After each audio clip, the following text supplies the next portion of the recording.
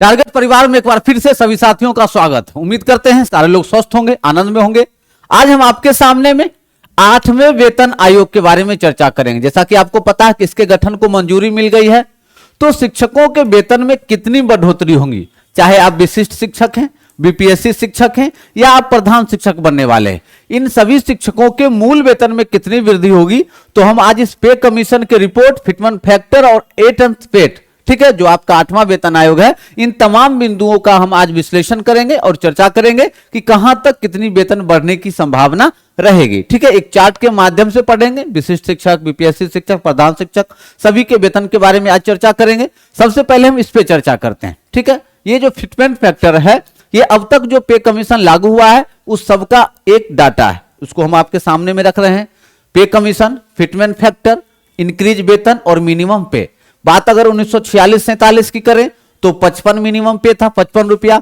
1957-59 में 14.2% वृद्धि हुई थी वेतन में। 1972 से 73 तीसरे वेतन आयोग में 20.6% की वृद्धि हुई थी। अगर आप चौथे वेतन आयोग में देखें तो 27.6% वेतन वृद्धि हुई थी। यह मूल वेतन उस समय का था। 5वां वेतन आयोग की बात करें जो 97 में लगा तो 31% वेतन वृद्धि हुई थी।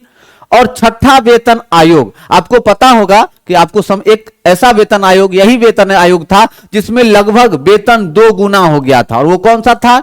वो 6ठा वेतन आयोग था। 6ठा वेतन आयोग लागू होने के बाद में लगभग सभी के सैलरी में अच्छी खासी वृद्धि देखी गई थी। तो कितना वृद्धि हुई थी? मूल वेतन में 1.86 और कुल वेतन में 54% की वृद्धि हुई थी 6ठे वेतन आयोग में। फिर 7वें वेतन आयोग में अपेक्षाकृत कम वृद्धि हुई। ठीक है, हम उसको भी डाटा आपके सामने में रख रहे हैं।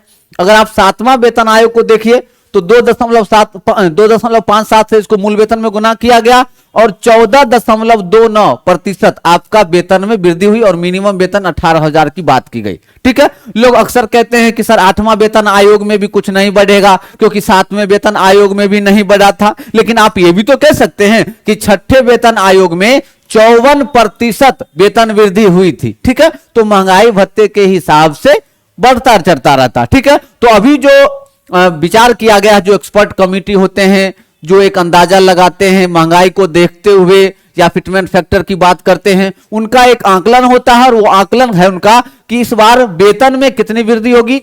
वेतन में लगभग 34% की वृद्धि और मूल वेतन को 2.28 से मल्टीपल कर दिया जाएगा। और मिनिमम पे कितना रहेगा? 41,000। कितना रहेगा? 41,000। ये अलग बात है कि ये अभी एक थोड़ा सा इसको बना अवधारणा कहिए इसको, लेकिन कमोबेश इसी के आसपास बढ़े जाने की संभावना रहेगी। ठीक है, ये 34% आंकलन किया गया है। तो ये जो आंकलन करते हैं वो कोई क्या होता है, कहीं ना कहीं उनका एक रिसर्च होता है, रिसर्च के बाद वो आंकलन करते हैं।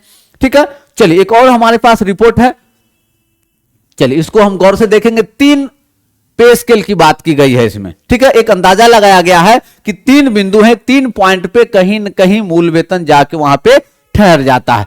8 सीपीसी मिनिमम पे सैलरीज, देयर आर 3 सैलरीज, 3 संभावनाएं जता गई। ठीक, कितनी संभावनाएं? 3 संभावनाएं। तीनों संभावनाओं में देखिए क्या क्या संभावना है। Based on the current inflation rates and consumer price index the 8th CPC minimum pay will be set at Rs 41,000। कितना? एक ऑप्शन ये होता है कि 41,000 मूल वेतन रहेगा as indicated in the provided table. Consequently this will lead to a fitment factor of 2.28। तो पहला क्या कहा गया कि पहला 41,000 मूल वेतन और 2.28 मल्टीपल हो जाएगा ये आपके मूल वेतन में। ये पहला अवधारणा। ठीक है, दूसरे अवधारणा पे अगर आप जाते हैं तो दूसरा अवधारणा कहता है, चलिए दूसरा, the second salary is the minimum pay by using the average of previous pay commission fitment factor. The average of fitment factor of previous pay commission be around 3. In that case, the minimum pay in 8th pay commission will be 54,000. ये क्या है? ये triple गुना की बात कर रही है और ये 54,000 मिनिमम पेमेंट की बात कर रही है। ये आपका दूसरा संभावना है। तीसरा संभावना देखिए, तीसरा संभावना क्या है? The third scenario is to use 7th CPC fitness factor to arrive 8th CPC minimum pay. The 7th pay commission fitment factor was 2.57. If we apply this fitment factor in 8th CPC, then the minimum pay in 8th pay commission will be 46,300। कहा कि अगर 7th पे commission को आधार बनाकर ही अगर हम 8th पे commission पे लागू करें तो मिनिमम पे कितना जाएगा, 46,300 जाएगा। तो कुल मिलाकर ये 3 संभावना है, इसी के पास आपके आने जाने की संभावना रहेगी। ठीक है, ऐसा नहीं है कि बहुत ज्यादा अंतर देखने को मिलेगा। तो मैंने तो पहले ही कहा कि ये जो आपको डाटा हमने दिखाया, जिस डाटा में आप 3 चीजों का कैलकुलेशन कर सकते हैं, 6, 7 और 8 का। ठीक है, जहां आप देखेंगे कि छठे वेतन आयोग में लगभग 1.86 मूल वेतन का और 54% कुल वेतन की वृद्धि हुई थी। 7th पे में कम हो गया था क्योंकि मात्र 15% वेतन वृद्धि हुई थी, 2.57। लेकिन 8th सीपीसी में 2.28 की संभावना जताई जा रही है और वेतन वृद्धि लगभग 34.1% की संभावना जताई जा रही है। ठीक है, तो कुल मिलाकर इसी के आसपास रहने की उम्मीद है और 34% हो सकता है, कम से कम मिनिमम 30% तो आप लेकर चल ही सकते हैं। फिलहाल टीम गठित हो गई है, देखिए क्या होता है निर्णय। अब आ जाइए, अब आपको पता होगा कि पहले क्या था कि ग्रेड पे का सिस्टम था।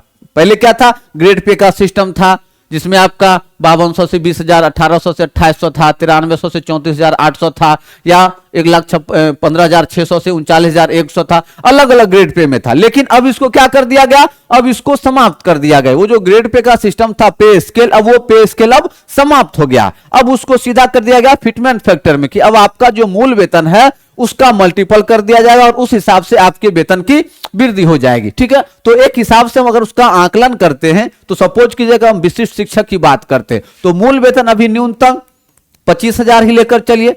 25,000 में अगर आप 2.28 से मल्टीपल कर देंगे, 25,000 को 2.28 से मल्टीपल कर देंगे तो लगभग कितना आ जाएगा, 57,000 के आसपास आ जाएगा। ठीक है, 57,000। इसी में आप जोड़ दीजिए तो 1,000 मेडिकल जोड़ दीजिए, 1,000 मेडिकल और 4% एचआरए जोड़ देंगे तो लगभग 2280। तो अब आप इसको जोड़ दीजिए, 0, 8, 2, 0 और 5, 60,280। कितना वेतन है, 60,280। इसमें 10% आप एनपीएस को माइनस कर दीजिए तो लगभग कितने, 6,000। तो आपके इन हैंड वेतन कितना हो जाएगा, इन हैंड वेतन हो जाएगा 60 माइनस 10% 6,000 तो लगभग 54,000।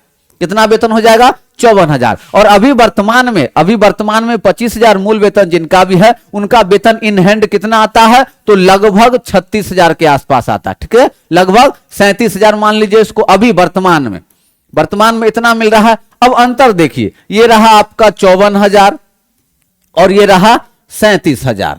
अगर आप इसको माइनस करते हैं तो 14 में 7 और 4 में से कितना वेतन, लगभग 17,000 मूल वेतन, लगभग सैलरी में 17,000 की वृद्धि हो रही। कितनी, 17,000 की वृद्धि हो गई। तो कुल मिलाकर आप कह सकते हैं अगर इस हिसाब से आप जोड़ दीजिए तो लगभग उसी के आसपास आ जाता है। ठीक है, जो अभी आपका वेतन मिल रहा है, अभी आपको सपोज कीजिए कि 40,000 मिल रहा है या 36,000 मिल रहा है तो उसका लगभग वही 34 के अप्रोक्स आपका आ जाता है वेतन वृद्धि। कितना, 17,000 वेतन वृद्धि हो जाता है। तो कुल मिलाकर आप कह सकते हैं कि जिनका अभी मूल वेतन 25,000 है उनका वेतन कितना जा सकता है, 54,000 जा सकता है। जिनका 30,000 है उस हिसाब से आप इस आधार पे बैठा सकते हैं। 2.28 से मल्टीपल करते हुए 10% एनपीएस को माइनस कर दीजिए और आप अपने सैलरी को जोड़ सकते हैं कि कितना जा सकता है सैलरी। उसी तरह से बीपीएससी शिक्षक का भी 25,000 है, 28,000 है, इस तरह से आप जोड़ सकते हैं अपने बेसिक में। उसी तरह से प्रधान शिक्षक का भी है।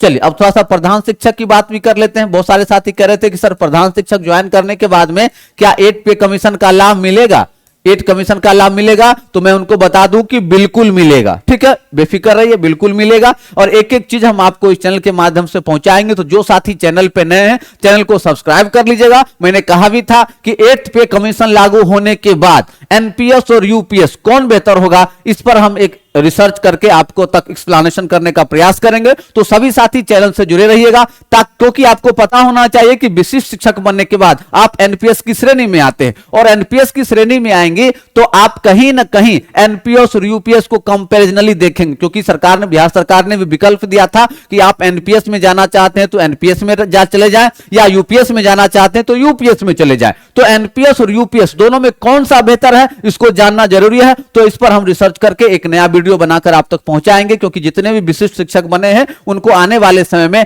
एनपीएस और यूपीएस को लेकर कहीं न कहीं असमंजस की स्थिति रहेगी। ठीक है, फिलहाल प्रधान शिक्षक की बात करें तो वर्तमान में मूल वेतन 30,500 और मैंने यह भी कहा था कि प्रधान शिक्षक के मूल वेतन में भी बढ़ोतरी होगी। थोड़ा सा समय लगेगा, लेकिन ये मान के चलिए कि कहीं न कहीं इनके मूल वेतन में 100% वृद्धि होगी। ये बात आप नोट करके रख लीजिए। ठीक, फिलहाल वर्तमान की बात करें 30,000 2.28 से इसको आप मल्टीपल कर दीजिए 8 पे कमीशन के हिसाब से, तो लगभग चला जाएगा 59,000 के आसपास। ठीक है, लगभग अप्रोक्स। और इस 59,000 में आप जोड़ दीजिए प्लस 2500 HRA और प्लस 1,000 मेडिकल, इस तीनों को जोड़ दीजिएगा तो लगभग आ जाएगा आपका 63,000। ठीक है, और 63,000 में आप 10% एनपीएस को माइनस कर दीजिए तो लगभग आपका 6300 माइनस हो जाएगा, तो लगभग वही मान के चलिए 54,000। कितना आ रहा है हाथ में? हाथ में आएगा लगभग 57,000। ठीक है, कितना आ जाएगा? 57,000। किसमें? प्रधान शिक्षक इन हैंड 57,000 आ जाएगा। और अगर आप वर्तमान के हिसाब से बात करें तो लगभग जिनका भी मूल वेतन 30,500 होगा उनका वेतन लगभग कितना आ जाएगा? 48,000 के अप्रोक्स आएगा। ठीक है, तो कुल मिलाकर यहां भी आप देख सकते हैं कि कितना वेतन वृद्धि में हो जाएगा। 48,000 माइनस 57,000 कर दें तो लगभग 9 से 10,000 वृद्धि यहां भी हो जाती है। ठीक है, तो कुल मिलाकर दो चीजें सामने आई है, दो चीजें कि पहला 2.28 और दूसरा लगभग 34%। ठीक है, ये दो चीजें आई हैं, एक फिटमेंट फैक्टर में, एक फिटमेंट फैक्टर में और एक सैलरी इंक्रीज में। ठीक है, ये और ये सैलरी इंक्रीज में। ठीक है, अगर सपोज कीजिए कि अगर थोड़ा सा इसमें कम होता है, आपका 2.0 से ही मल्टीपल किया जाता है, ये 34 नहीं 30% ही वेतन वृद्धि होता है, तो कहीं न कहीं एक अच्छी खासी वृद्धि आपको 8th सीपीसी में देखने को मिल सकता है। फिलहाल अभी तो गठन ही हुआ है, गठन होने के बाद 1 साल के अंदर रिपोर्ट सौंपेगी और इसका कार्यकाल 2026 में लागू करने का है, तो 2026 में आपका 8वां वेतन आयोग लागू होगा। उसके बाद कहीं न कहीं आपको एक सम्मानजनक, कहीं न कहीं जो आपका आशा है, आशा के अनुरूप आपको वृद्धि देखी जा सकती है। लोग इसको 7th पे में कमीशन से कंपैरिजन करते हैं कि सर 7th पे में बहुत कम वेतन बढ़ा था, तो आपके दिमाग में यह नहीं रहना चाहिए कि सर 7th पे के हिसाब से जोड़िए बहुत कम मिलेगा, तो ऐसी कोई बात नहीं। आप अगर 6 पे वेतन को देखें तो 6 पे में क्या क्या क्या कहा?